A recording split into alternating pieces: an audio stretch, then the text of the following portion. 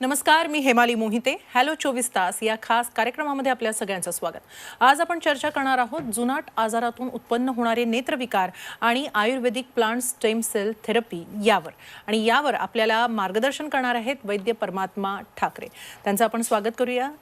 वैद्यजी, खूप खूप स्वागत आहे तुमचं या स्टुडिओमध्ये. कार्यक्रमाला आपण सुरुवात करणार आहोत, मात्र त्याआधी आपण वैद्य परमात्मा ठाकरे यांची ओळख करून घेऊया. हे आयुर्वेदाचार्य आणि पंचकर्म तज्ज्ञ असून श्री विश्वमाय आयुर्वेदिक चिकित्सालय, पंचकर्म व संशोधन केंद्र वाशिम यांचे संचालक आहेत. राजवैद्य श्री समीर जमदग्नी सर यांच्याकडे त्यांनी आयुर्वेदाचं अध्ययन केलंय. गेले 9 वर्ष ते आयुर्वेदाचा प्रसार आणि प्रचार करतायत. हाडाचे आजार, पोटाचे विकार, कर्करोग, किडनीचे विकार, मधुमेह, ब्लड प्रेशर, संधिवात, आमवात अशा बऱ्याच रोगांवर त्यांनी यशस्वी आयुर्वेदिक उपचार करून हजारो रुग्णांना बरं केलंय. आयुर्वेदिक प्लांट स्टेम थेरपीच्या विशेष संशोधनातून त्यांनी डोळ्यांच्या हजारो रुग्णांना दिलासा दिलाय. या चर्चेमध्ये तुम्ही देखील सहभागी होऊ शकता, तुमच्या शंकांचं निरसन करून घेऊ शकता. त्यासाठी तुम्हाला संपर्क करायचा आहे 022 710 55 160 या क्रमांकावर. तेव्हा आता आपण चर्चेला सुरुवात करूया. डॉक्टर, सर्वात प्रथम आम्हाला सांगाल की जुनाट आजार कोणते आणि त्याचा डोळ्यांवर नेमका कसा परिणाम होऊ शकतो? बरोबर आहे. आता प्रथम आपल्याला शरीर म्हणजे काय हे बघणं गरजेचं आहे. शरीराची व्याख्या आयुर्वेदानुसार शरीर इति शरीरम, म्हणजे शरीर हे प्रत्येक क्षणाला झिजत राहतं आणि आयुष्य हे क्षणाक्षणाला कमी होत राहतं. तर हे शरीर चांगलं राहण्यासाठी शरीराची व्याधी क्षमता ही अत्याधिक चांगल्या पद्धतीची असणं गरजेची आहे. किंवा दुसऱ्या आजार जे आता जुनाट आजार आहेत, जुनाट आजार म्हणजे बरेच दिवसाचे शरीरामध्ये आजाराचं वास्तव्य आहे आणि ते छोटे छोटे आजार असतात, पण त्याचं नंतर डोळ्यावर खूप मोठं गंभीर स्वरूप उत्पन्न होतं हे लोकांना माहीत नाही. तरी पण आपल्याला हेच या प्रोग्रामच्या माध्यमातून हेच सांगायचं आहे की आपल्याला या जे जुनाट आजार आहेत ते सगळ्यात जास्त डोळ्यावर इफेक्ट करणार. म्हणजे उदाहरणार्थ झालं टायफॉइड आहे, मलेरिया आहे, कावीळ आहे, पोटाचे विकार आहे, आम्लपित्त आहेत, टायफॉइड, मलेरिया आहे, थायरॉइड आहे, BP आहे, शुगर आहे. हे सगळे असे जुनाट आजार आहेत. या आजारामुळे नंतर याच्या डोळ्यावर जे वेगवेगळे आजार उत्पन्न होतात ते फार मोठ्या आणि गंभीर स्वरूपाचे आजार उत्पन्न होतात, हे लोकांना माहीत नाही. हा प्रोग्राम करण्याचा हेच याच्या मागे उद्देश आहे की जुनाट जर आजार असतील तर तुम्ही जास्तीत जास्त लोकांनी या जुनाट आजारावर जास्त फोकस करणं गरजेचं आहे आणि त्याच्यातून आपल्याला पुढे जे जीवघेणे आजार आहेत ते नको होणं, हे आपल्याला या प्रोग्रामचं पहिलं वैशिष्ट्य आहे. बरं डॉक्टर, सततचा ताप येतो काहींना किंवा टायफॉइड असतो, मलेरिया किंवा कधी कधी लोकांच्या अंगात ताप मुरतो देखील असं म्हणतात. या सगळ्याचा डोळ्यांवर काही परिणाम होतो का? हो, होतो ना, नक्कीच होतो. आता डोळ्याचा ह्या जुनाट आजाराचा परिणाम जो आहे ते कशा स्वरूपात होतं, डोळ्याचं जे कार्य आहे हे नेमकं समजून घेणं गरजेचं आहे. जी आपण कोणतीही गोष्ट बघतो ते ऑप्टिक नर्व्ह थ्रू ब्रेनकडे घेऊन जातं आणि याचा मधला जो पडदा आहे याची पण ताकद खूप चांगल्या असणं गरजेची आहे. पण आता सतत सर्दी, खोकला, ताप हे आजार जे असे आहेत की आपण सहज बोली भाषेने घेतो, पण हे फार खतरनाक हा शब्द वापरता येईल इथे, की याचा परिणाम, दुष्परिणाम हा डोळ्याच्या पटलावर, डोळ्याच्या रक्तवाहिनीवर, डोळ्याच्या पडद्यावर आणि ऑप्टिक नर्व्स आणि मॅक्युला या चारही घटकावर अत्यंत म्हणजे परिणामकारक इफेक्ट यायला लागतात. आणि सर्दी, आता म्हटलं की सर्दी ही नाकातनं वाहत असते, पण ही नाक आणि डोळा याचा खूप जवळचा संबंध आहे. कान आणि डोळ्याचा खूप जवळचा संबंध आहे. आणि आपला टॉन्सिल्स आहे, हा टॉन्सिल्स पण जास्तीत जास्त स्वरूपाचे जे आजार, आता सरळ ॲलोपॅथीच्या डॉक्टरकडे गेले की सांगतात की ऑपरेशन करा, पण या टॉन्सिलचा सुद्धाही आपल्या डोळ्यावर याचा परिणाम व्हायला लागतात. आता डोळ्यावर याचे परिणाम होतात कशा स्वरूपाचे ते बघणं गरजेचं आहे. आता ताप हा सरळ आणि सहज येत नाही. आता याच्यामध्ये आपण सतत चुकीचं खाणं पिणं वागणं राहतं आणि शरीरामध्ये आम आणि अपक्व कफ या दोघांचा संबंध येतो आणि पचनक्रियाची जी अग्नी आहे ही कमकुवत व्हायला लागते. नंतर काहीतरी असे वातावरण चेंजेस व्हायला लागतात आणि त्याचा इफेक्ट हा आपल्याला तापेत, सर्दी, खोकल्यामध्ये यायला लागतात. आता खोकला एक प्रकार झाला. खोकला हा प्राणवस्त्र तसाची रिलेटेड आजार आहे. प्राणव म्हणजे हा शियनियस, म्हणजे याच्यावर थोडासाही जर जास्त प्रमाणात इफेक्ट जर झाला तर ब्रेनचे काही टिश्यू, डोळ्याचे काही टिश्यू आणि आपल्या हार्टचे काही टिश्यू, लंग्स याच्यावर फार लवकर इफेक्ट व्हायला लागतात. तर याच्या शरीरामध्ये असंख्य दिवसापासून आजार असल्यामुळे याच्यात रक्तावर दोष, रक्तामध्ये दोष आणि रक्तामध्ये घाणी साठली जाते आणि रक्तापासूनच डोळ्याचं हे पोषण केलं जातं. मग याच्यात प्रथम डोळ्याचा आता बरेच लोक प्रत्यक्षात आम्हाला अनुभवायला येतात की डोळ्याचा नंबर हा सतत वाढत राहतो, डोळ्यामध्ये लाली यायला लागतं, डोळ्यामध्ये ब्लॅक स्पॉट यायला लागतात, डोळ्यामध्ये खाजणं आहे किंवा पापणे जे आहे त्या कोंडा होणं हे एक लक्षण मिळतं आणि नंतर जवळचं किंवा लांबची दृष्टी ही कमी व्हायला लागतं. आणि असं एक बरेचशा लोकांना होतं की टायफॉइड, मलेरिया आणि कावीळ हे जर सतत लिव्हर रिलेटेड जर आजार झाले तर या आजाराच्या 2 किंवा 6 महिन्याच्या नंतर जे दृष्टीचा जो नंबर आहे जवळचा किंवा लांबचा याच्यामध्ये वाढ ही फार जोमाने आणि फास्ट होते. तर या आजाराकडे फार गंभीर बघणं गरजेचं आहे. आणि आयुर्वेदात एक सूत्र सांगून ठेवलेलं आहे की जेव्हा आपला जन्म होतो आणि जेव्हा आपला मृत्यू होतो तेव्हा ही ताप हे लक्षण असतंच आणि ताप हे याच्याकडे बघणं हे आयुर्वेदाचं एक पाचन आणि लंघन हे 2 सूत्र सांगितलेले आहेत. बरं वैद्य, आपल्याला प्रेक्षकांचा एक प्रश्न येतोय, आपण तो प्रश्न आधी घेऊया. साताऱ्याहून हनुमान जाधव बोलताय, त्यांचा काय प्रश्न आहे ते ऐकूया. बोला हनुमान, बोला. माझ्या डोळ्याला माझं ऑपरेशन झालं, थोडं सांगा. आता त्याच्यामध्ये काय आता जर दिसायला जर कमी दिसते, जर नंबर आहे तर त्याचं शेवटच्या ते बदल काय हा नंबर एवढा लास्ट आहे म्हणले असं बोलतात ते. ऑपरेशन कशाचं झालंय? ते मोतीबिंदू केली होती. बरं, तुमचं वय किती आहे आता सध्या? वय 68 आहे. किती? 68 आहे. बरं बरं. बीपी शुगर काय आहे का? बीपी आहे, मला शुगर आहे. बरं, तुमचा प्रश्न? बीपी आता मला 120 आहे हा हा आणि बरं 139 आहे. गेल्या हप्त्यातच काढले होते. बरं, शुगर पहिले होती का बीपी पहिले होतं? बीपी होती पहिली. बरं बरं बरं, ठीक आहे. तुमच्या प्रश्नाचं उत्तर देतो, फोन ठेवला तरी चालेल. कसं आता मोतीबिंदू, काचबिंदू, आता पुढे आपण ह्या विषयावर बोलणारच आहोत सविस्तर. याचं होण्याचं कारण काय हे बघणं गरजेचं आहे. मोतीबिंदू झालाय म्हणून ऑपरेशन करा, ऑपरेशन केलं की त्याच्यात डॉक्टर लोक सांगू शकत नाहीत की तुमची दृष्टी वापस येणार आहे की त्याच्या दृष्टीमध्ये वाढ होणार आहे की दृष्टी जाऊ शकते. हे केल्याच्या नंतरच कळतं. पण मोतीबिंदू होतो का हे बघणं आयुर्वेदात गरजेचं आहे. आता दृष्टी जी हळूहळू ही कमी होण्यासाठी 3 गोष्टी महत्त्वाच्या आहेत. एक म्हणजे शरीराचा अग्नी, जे आपली पाचनशक्ती फार महत्त्वाची आहे. मलमूत्र निरसरण म्हणजे मल म्हणजे संडास, मूत्र म्हणजे लघवी आणि घाम, ह्या गोष्टी वेळेच्या वेळी बाहेर जाणं गरजेचे आहेत. अन्यथा याचा इफेक्ट हा डोळ्याच्या पटलावर आणि व्हिजनवर होतं. आता दुसरा प्रश्न आहे ना, बीपी आणि शुगर आहे. हे फार म्हणजे 2 आजार आहेत. आज 90% पेशंट जे आहेत ते बीपी आणि शुगर या 2 आजारामुळेच डोळ्याचे फार मोठे जे जोमाचे आजार आहेत ते उत्पन्न होत आहेत. याचे पहिले प्राकृत बीपी आणि शुगर याच्यामधले जे दोष शरीरामध्ये साठलेले आहेत त्याच्यामुळे रक्तवाहिन्या आणि डोळ्याचे पटलं याच्यामध्ये दुर्बलता आलेली आहे. हे कमी करून बीपी आणि शुगर ही आयुर्वेदिक पद्धतीनं जर नॉर्मल राहिलं तरच हे पेशंटला याच्यामध्ये बाहेर येणं शक्य नाही. अन्यथा यांची दृष्टी हळूहळू डे बाय डे ही कमीच होत राहणार आहे. बरं सर, लहान मुलांना सतत सर्दी होते म्हणा किंवा खोकला होतो, कधी कधी लहान मुलांना टॉन्सिल्सचा जास्त त्रास होत असतो, तर या सगळ्याचा परिणाम त्यांच्या बुद्धिवाढीवर होतो का? त्याचा डोळ्यांशी काही संबंध आहे? अगदी बरोबर आहे. आता सर्दी, खोकला आणि बुद्धी याचा खूप जवळचा संबंध आहे. आता एक ते 15 वर्ष जर पकडाल म्हणजे तुम्ही एक ग्राह्य कराल तर एक बुद्धीचा विकास हा बालकाचा होणं गरजेचा असतो. एक त्याच्यात 3 अवस्था येतात. 1 ते 3 वर्ष प्रथम, 3 ते 12 वर्षापर्यंत बुद्धीचा विकास होत असतो आणि 12 ते 18 वर्षापर्यंत.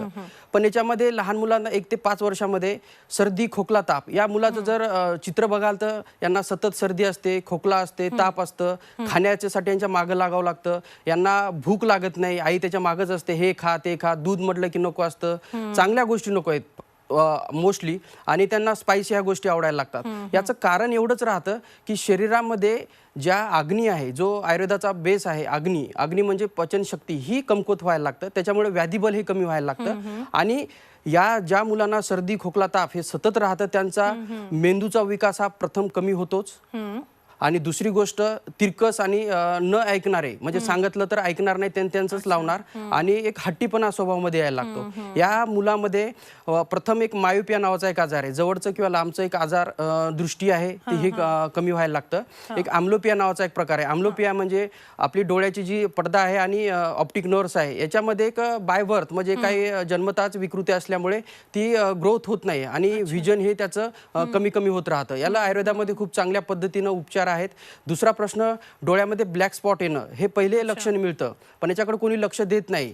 चेहरा बघणार, आपण कसं वागतो खातो हे बघणार, पण डोळ्यात बघणार त्याच्यासाठी त्याच्याकडे कोणी लक्ष देणार नाही. डोळ्यामध्ये ब्लॅक स्पॉट येणं, रक्तवर्ण म्हणजे लालसर डोळे होणे, डोळे कधी दुखणे, आतमध्ये ओरड्यासारखे लक्षणं दिसत असतील तर समजायचं की हा आजार हा डोळ्याकडे चाललेला आहे. आता बराच लहान मुलांना नंबर वाढीचा आहे प्रकरण खूप वाढत आहे. आता सध्या पालक ज्यांना म्हणजे चष्मे नाहीत त्यांच्या मुलांना चष्मे आहेत, पण हे चष्मे आपल्याला कसे काढायचे आहेत आणि याचा नंबर कसा वाढवू द्यायचा नाही हे बघणं गरजेचं आहे. तर ह्या जे दैनंदिन जीवनाचे जे आजार आहेत हे पहिले आपल्याला कमी होणं गरजेचे आहेत. दुसरा एक याच्यामध्ये जो आपला पडदा असतो, जो आपण दृष्टी ग्रहण करतो, त्याच्यामध्ये एक दुर्बलता यायला लागतं, त्याच्यामध्ये एक रक्तवाहिन्याही दुर्बल व्हायला लागतात आणि डोळ्याचं व्हिजन आणि दृष्टी ही कमी होते आणि नंबर हे सतत वाढत राहतं. तर आयुर्वेदाच्या पद्धतीनं आणि आयुर्वेदाच्या नियमानं जर निदान हे पूर्वक जर औषधं झाले तर पुढे हे नंबरचे आणि डोळ्याचे आजार हे कमी होऊ शकतात. डॉक्टर, आपण सध्या 21व्या शतकात जगतो आहोत.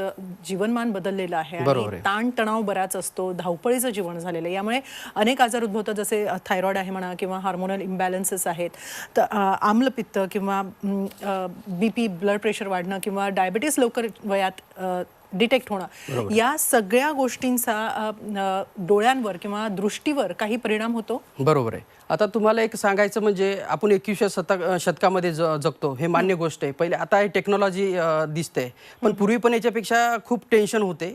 आता तरी खायला मिळतं, पहिले खाण्यासाठी सुद्धा मिळत नव्हतं. टेन्शन हे आपण जनरेट केलेले आहेत आणि आपल्या मनाला न पटणाऱ्या गोष्टी त्याच्यामुळे आपण टेन्शन घेत राहतो. मनाचा, देह इंद्रिय मनस्तापी सांगितलेले आहे. देहाचा, मनाचा आणि इंद्रियाचा जर संयोग झाला तर कोणती गोष्ट सहज होते. पण मनावर जेव्हा दुर्बलता हे एक लक्षण दिसतं, मनाची ताकद ही कमी दिसते, तेव्हा आपल्याला टेन्शन यायला लागतं, नको त्या गोष्टीचे टेन्शन यायला लागतं. आता तुम्ही एक हार्मोन इम्बॅलन्सचा विषय सांगितलेला आहे. आता स्त्रियांमध्ये थायरॉइड आणि हार्मोन इम्बॅलन्स हे खूप जवळची जोडगोळी आहे. हार्मोन इम्बॅलन्स म्हणजे एक आपण पाळीची अनियमितता आहे म्हणून मोकळे होऊन जातो, पण तसं नाही आहे. आयुर्वेदानं याचे लहानपणापासून जेव्हा 1 ते 7 वर्षापर्यंत स्त्रिया असतात तेव्हा ह्या छोट्या छोट्या आजारातूनच त्यांना हार्मोन इम्बॅलन्स व्हायला लागतं. म्हणजे सर्दी झालं, खोकला झालं, ताप झालं, पोट साफ होत नाही, कधी पोट दुखतं, कधी कधी चिडचिड करायला लागतात, कधी चांगल्या स्विंग मूड राहतो. ह्या गोष्टी म्हणजे ओळखणं म्हणजे पुढचे आजार ओळखणं आहेत. पण हे कोणाला आता सध्या वेळ नाहीये, बघत नाहीयेत आणि गरजही नाहीये. डॉक्टरकडे जाणे हे एवढाच त्यांचा उपाय असतो. हार्मोन इम्बॅलन्स म्हणजे जेव्हा रसाचं आणि रक्ताचं जेव्हा आपण अन्न ग्रहण करतो, खाल्ल्याच्या नंतर अग्नी त्याला पचवते आणि पचवल्याच्या नंतर रसाचं रक्तात रूपांतर होऊन नंतर शरीरामध्ये रक्त, मांस, मेद, अस्थि, मज्जा, शुक्र हे 7 धातूचं वर्धन झालं तर पाळीचे आजार हे होत नाहीत, शरीरही भरायला लागतं. पण यांना काय होतं, हे ह्या गोष्टी होत नाहीत, नंतर हार्मोन इम्बॅलन्सकडे पेशंट जातो. थायरॉइड हा रसवस्त्रोतसाचा आयुर्वेदामध्ये आजार वर्णन घेऊन ठेवला आहे. अंगामध्ये रक्त कमी असणे, लोह धातू कमी असणे, जसं आपण ॲनिमिया म्हणतो, HB आपण सरळ बोलून मोकळं होतो. पण HB हे कमी का होतं या प्रश्नाचं उत्तर शोधणं गरजेचं आहे. आता बऱ्याचशा स्त्रियांना अंगावून कमी जातं, 2-2 महिने जात नाही, कधी 2.5-2.5, 3-3 महिन्याने पाळी येते, कधी आली तर 21-21 दिवस जाते. हे हार्मोन इम्बॅलन्सची लक्षण आहेत. PCOD म्हटलं की फक्त गाठी वगैरे हे प्रकार आपण बोलतो, सोनोग्राफीमध्ये दिसतं, पण ह्या लक्षणं शरीर हे 1 ते 4 वर्षापूर्वी दाखवतं, पण ते आपल्याला समजत नाही आणि त्याच्यानंतर आपल्याला मोठमोठे आजार उत्पन्न व्हावं लागतात. नंतर हार्मोन इम्बॅलन्स, मधुमेह आणि BP. आपल्याला आता एक फोन येऊनच गेलेला आहे. मी एक 9 वर्षापासून अनुभव घेतोय. BP आणि शुगर आणि एक मूळव्याध, ह्या 3 गोष्टी अशा गोष्टी आहेत की एकमेकाशी लागलेल्या आहेत.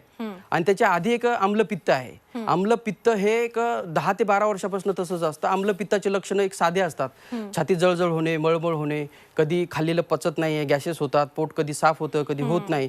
आणि या एका लक्षणाचा नंतर BP किंवा शुगर मोठा एक आजार उत्पन्न होतो. आयुर्वेदामध्ये एक लक्षण सांगून ठेवलंय. आपण साध्या गोष्टी, जे आम्लपित्त आहे, पचनाचे विकार आहेत, या गोष्टीकडे लक्ष देत नाही. देतो कशाकडे? नंतर BP शुगर झाले, आनंदाने गोळ्या खातो. तर ह्या गोळ्या आपल्या हाताने आपण लावल्यात तर तुम्हाला जर पोटाचे विकार, आम्लपित्त असे जर विकार असतील तर हे पहिले आयुर्वेदाच्या तज्ज्ञाकडे जाऊन याचं नियोजन करून घेणे आणि नंतर BP शुगरकडे बघणे. आता BP शुगर म्हणजे नेमकं काय असतं आयुर्वेदानुसार आपलं बघणं गरजेचं आहे. BP म्हणजे एक रक्तवस्त्रोतसाचा रिलेटेड आजार आहे आणि रसवस्त्रोतसाचे आजार रिलेटेड आहे. याच्यामध्ये चिंतनात, अतिचिंतनात सांगितलंय, सतत ताणतणावयुक्त, सतत चिंतन करणं, तेच विचार करणं, हे आजकाल सतत ह्या गोष्टी चालत राहिलेल्या आहेत. जॉबचं टेन्शन आहे, खाणं पिणं वेळेवर नाहीये, पण ह्या तर गोष्टी बदलू शकत नाहीये. पण बीपी ही कंट्रोल ठेवण्यासाठी आयुर्वेदाचा एक खूप मोठा एक त्याच्यामध्ये सहभाग होऊ शकतो. तर तुम्ही एका साईडनं ॲलोपॅथीच्या औषधं आणि एका साईडनं आयुर्वेदाची औषधं जर सुरू ठेवले तर बीपी ही कंट्रोल राहतं. आणि पुढे जे आजार डोळ्याचे उत्पन्न होणार आहे ते मी तुम्हाला पुढे सांगणारच आहे, ते होत नाहीयेत. आणि बीपीमुळे हायपरटेन्सिव्ह एक रेटॅन्युपॅथी नावाचा एक आजार आहे. बीपी ही 200 ते 250, माझ्याकडे नागपूरला एक पेशंट आहे, त्यांची 250 ते 300 बीपी राहायची वरची आणि 180 ते 190 खालची राहायची.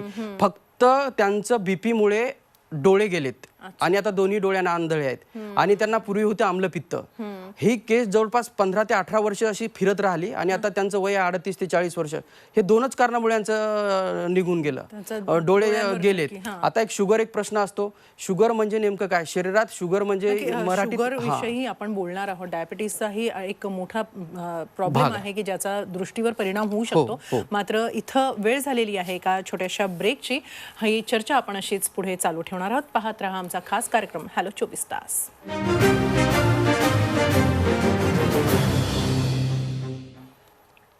हॅलो 24 तास या कार्यक्रमामध्ये पुन्हा एकदा आपलं स्वागत. आज आपण चर्चा करत आहोत जुनाट आजारातून उत्पन्न होणारे नेत्रविकार आणि त्यावर आयुर्वेदिक प्लांट स्टेम सेल थेरपी याविषयी आपल्याला मार्गदर्शन करत आहेत वैद्य परमात्मा ठाकरे. सर, आपण मगाशी शुगर विषयी बोलत होतो. शुगरचा जर आजार असेल, डायबेटिक जर पेशंट असतील तर त्यांच्या दृष्टीवर याचा कसा परिणाम खूप शुगरचा म्हणजे एक खूप मोठा गंभीर परिणाम हा डोळ्याच्या पटलावर येतो. मॅक्युला डिजनरेशन नावाचा एक प्रकार आहे. न्यूरायटिस म्हणजे एक ऑप्टिक नर्व्स आहे, त्याला पण इन्फेक्शन राहतं, सूज होतं, पडद्याची झीज व्हायला लागते, जवळचं लांबचं हे कमी दिसायला लागतं आणि दृष्टी ही सतत कमी कमी होत राहतं. पण आयुर्वेदानुसार शुगर म्हणजे नेमकं काय हे बघणं गरजेचं आहे.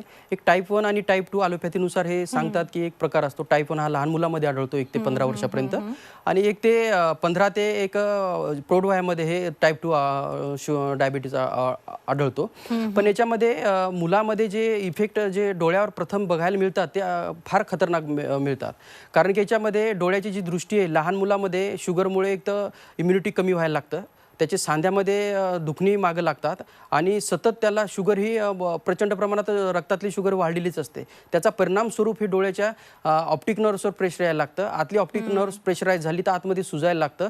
इंटरनल ब्लिडिंग सुद्धा होऊ शकतं आणि नंतर मग आपल्याला एक इंजेक्शन एक ॲलोपॅथीमध्ये असतात, ते डायरेक्ट डोळ्यामध्ये सोडावं लागतात. तर ते कुठं कंट्रोलमध्ये ते देऊनही सुद्धा येत नाही. तर त्याला एक आयुर्वेद चांगल्या पद्धतीने उपचार स्टेम सेल थेरपी आपल्याला लाभलेली आहे. त्याचा उपचार नक्की करून घ्यावा.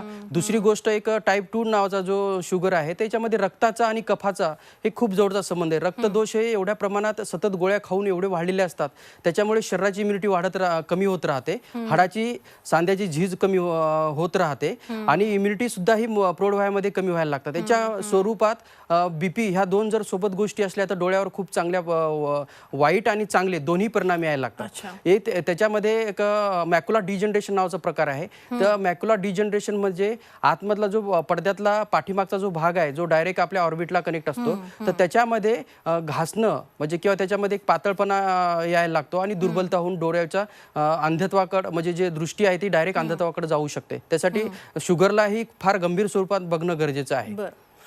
डॉक्टर, वाढत्या वयानुसार बरेच आजार होत असतात, जसं वातविकार म्हणा किंवा स्त्रियांमध्ये विशेषतः कंबरदुखी किंवा हाडांचे विकार येत असतात, मणक्यांचे, तर या सगळ्यांचा दृष्टीवर पण परिणाम होतो का? हो, याचा वातविकार म्हटलं की वयाच्या एक 50 वर्षाच्या नंतर वातविकार हा बघायला पाहिजेत. पण आता 30 वर्षाच्या नंतरच वाताचं वय हे सुरू झालेलं आहे.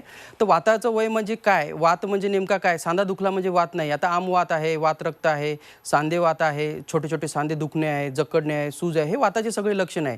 गुडघे दुखणे आहेत, कमरेपासून एकच पाय दुखतो किंवा मग मणक्याचे जे स्पॉन्डिलिसिस नावाचा एक प्रकार आहे, मान जकडणे आहे, मान दुखणे आहे, वेदना ह्या प्रचंड असाह्य असतात. आणि याच्यामध्ये रक्ताच्या मध्ये युरिक ऍसिड नावाचा एक प्रकार असतो. रक्ताचे दोष हे वाढलेले असतात आणि या रक्तापासूनच हे डोळा, मेंदू आणि किडनी हे पोचले जातात. या त्रिमर्म आयुर्वेदामध्ये सांगितलेले आहे. तर याचा सतत पेनकिलरच्या गोळ्या खाणे आणि नंतर हे दुखणे जे आहे ते मर्माच्या आश्रित असतात. मर्म म्हणजे एक आयुर्वेदामध्ये एक म्हणजे जिवंत 107 मर्म सांगितलेले आहेत. तर त्या मर्मावर आपलं आयुष्य हे चालत असतं. पण त्या मर्मावर एवढा वाईट इफेक्ट यायला लागतो, नंतर हे सांधे दुखणे हे सुरू व्हायला लागतं. आता याच्यामध्ये एक रातांदळे पण आहे, दिवसा पण कमी दिसायला लागतं. अच्छा. आणि उलट्या बाहुलीचा एक आजार आहे. उलट्या बाहुलीचं म्हणजे डोम शेप जो आपला कृष्ण पटल आहे ते व्हायला लागतं. आणि जवळची आणि लांबची ह्या दोन्ही व्हिजन कमी व्हायला लागतात. एक ॲक्यूट आणि क्रोनिक डॅक्रोसिस्टायटिस म्हणून एक नावाचा प्रकार आहे की जे आपल्या डोळ्यातून पुवासारखा चिकट जेलीयुक्त पदार्थ हे वाहत राहतो. आणि दृष्टी ही त्याची परमनंट कमी करण्यासाठी वातरोगही कारणीभूत होतो. आता आम्ही बरेच पेशंटला प्रत्यक्ष बघतो जे वातविकाराने ग्रस्त असतात, पण नंतर हळूहळू त्याची दृष्टी कमी व्हायला लागते आणि त्या वाताच्या सोबत डोळ्याची ही कार्यक्षमता ही कमी व्हायला लागते. तर हे प्रत्यक्षात आपल्याला बघायला मिळतच आहे. डॉक्टर, मग हे सगळे जे जुनाट आजार जे आहेत त्याच्यामुळे डोळ्यांवर काही ना काही परिणाम होत असतात. तर मग अशा आजारांवर आणि विशेषतः डोळ्यांसाठी आयुर्वेदामध्ये नेमके कोणते उपचार सांगितलेत आणि प्लांट स्टेम सेल थेरपी ही या आजारांवर कशी काम करते? बरोबर आहे. आता याच्यामध्ये आयुर्वेदाचं मुख्य सूत्र म्हणजे एक शोधन आणि शमन चिकित्सा आहे. शोधन म्हणजे जेव्हा दोष प्रचंड प्रमाणात वाढलेले असतात त्यांना पंचकर्माद्वारे हद्दपार करायचं असतं. आणि शमन म्हणजे जेव्हा प्रथम अवस्थेत द्वितीय अवस्थेमध्ये जर रोग असतील तर त्यांना औषधे देऊन दाबायचं नाही, त्यांना बाहेर काढायचं आहे. आणि बाहेर निघणं म्हणजे मलमूत्र स्वेद याच्यातनंच ते बाहेर निघणार. तर याचा जो परिणाम स्वरूप आहे डोळ्यावर आहे, हार्टवर आहे, किडनीवर आहे, आपल्या लंग्सवर आहे, तर याचा परिणाम येत नाही. नाहीतर हे तसेच दबल्यामुळे सप्रेस झाल्यामुळे याचा इफेक्ट हा अन्य शरीराच्या महत्त्वाच्या पार्टवर येत राहतो. आता याच्यामध्ये स्टेम सेल थेरपी नावाचा एक आता जे आहे संशोधित उपचार, हे स्टेम सेल थेरपी एवढं इफेक्टिव्ह आहे की हे नॅचरल टिश्यूपासून कलेक्ट केलेले औषध आहेत आणि आपण ते डायरेक्ट पेशंटला खाण्यासाठी किंवा डायरेक्ट डोळ्यात टाकण्यासाठी देतो. याचा इफेक्ट हा ज्यांना दिसत नाही त्यांना लगेच एक 10-10, 20-20 मिनिटांमध्ये दिसण्याचं स्टार्टिंग होतं. ज्यांना म्हणजे जे छोटे मुलं आहेत त्यांचं तर एज कमी असतं पण त्याची इम्युनिटी खूप असते, त्यांना हे फार इफेक्टिव्ह व्हायला लागतं. एक 60 ते 70% टाकल्याच्या नंतर फ्युजन ही 15 ते 20 मिनिटात डेव्हलप व्हायला लागतं. याचं कारण एवढंच आहे की आतमधली जी ऑप्टिक नर्व्स आहे म्हणजे एक वीकनेस यायला लागतं आणि डायरेक्ट औषध दिल्याच्या नंतर तिथे त्या नवचैतन टिश्यू तयार व्हायला लागतात आणि तिथनं जे व्हिजन आहे ते डेव्हलप चांगल्या पद्धतीने व्हायला लागतं. डॉक्टर, खूप छान असं मार्गदर्शन केलं, खूप सोप्या भाषेत समजावून सांगितलं नेमके आजार काय असतात, त्यांचे कसे परिणाम होऊ शकतात. तुम्ही या कार्यक्रमात सहभागी झालात त्याबद्दल खूप खूप धन्यवाद आणि या सगळ्या माहितीबद्दल खूप खूप धन्यवाद. याबरोबरच हॅलो 24 तास या खास कार्यक्रमामध्ये इथंच थांबूया. पुन्हा भेटूया नव्या विषयासह. ओके.